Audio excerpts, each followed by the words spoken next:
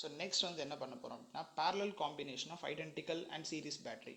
Parallel combination of parallel combination of identical battery.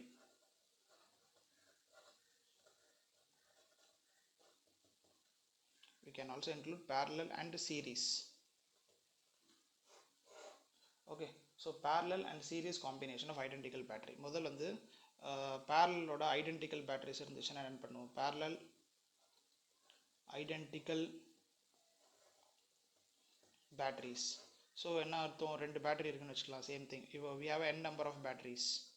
இங்கே ஒரு battery internal resistance, இங்கே ஒரு பேட்டரி internal resistance, இங்கே ஒரு battery internal resistance, and here internal resistance like this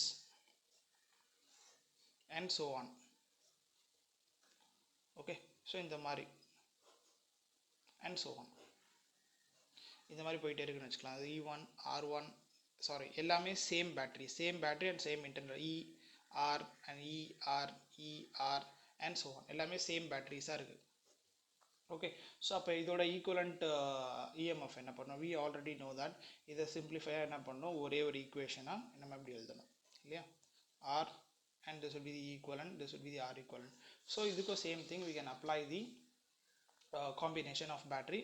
So எப்படி formula என்ன, equivalent பேரலலுக்கு வந்து formula we already know, EMF equivalent would be equal to E1 by R1 plus E2 by R2 and so on divided by 1 by R plus 1 by R plus 1 by R1 plus R2 plus and so on.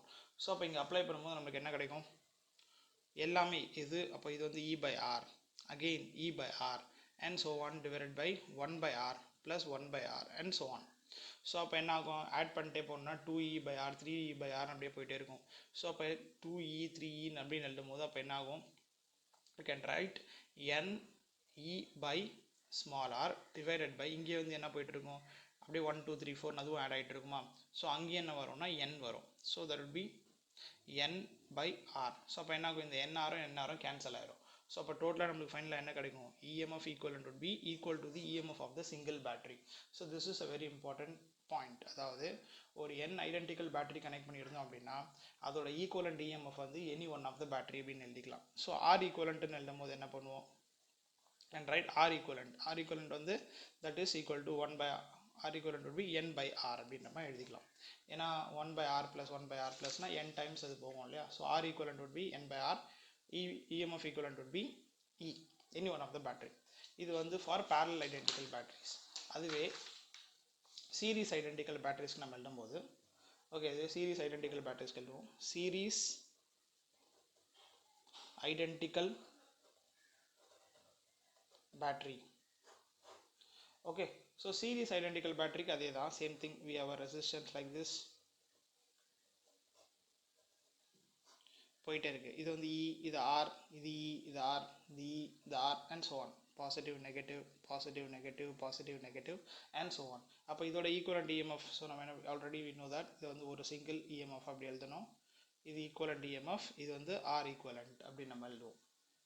So அப்போ இதோட equivalent EMF என்ன வரும், so E equivalent E1 plus E2 plus E3 வரும். So அப்போ டோட்டலாக this would be n into E அப்படின்னு வரும், right. இது n into Eன்னு வரும். R equivalent வந்து என்ன வரும், R equivalent would be n into R அப்படின்னு வரும். Okay, so this is what series identical battery. இப்போ next part வந்து there is a thing called battery grid அப்படின்னு சொல்லுவோம். பேட்டரி கிரிட்னா என்ன அர்த்தம்னா n number of series and n number of parallel batteries அப்படின்னு சொல்லுவோம். Say we have a battery like this and so on.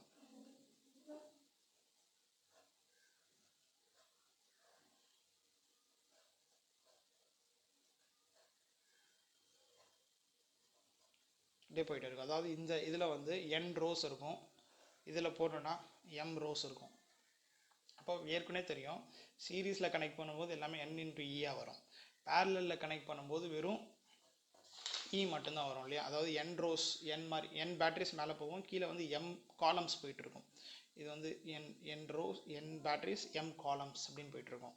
So இதே மாதிரி we can write one more battery grid like this. Okay, and so on.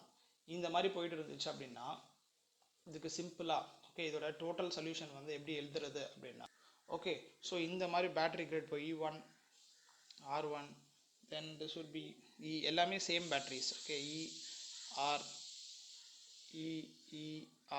ER so இந்த மாதிரி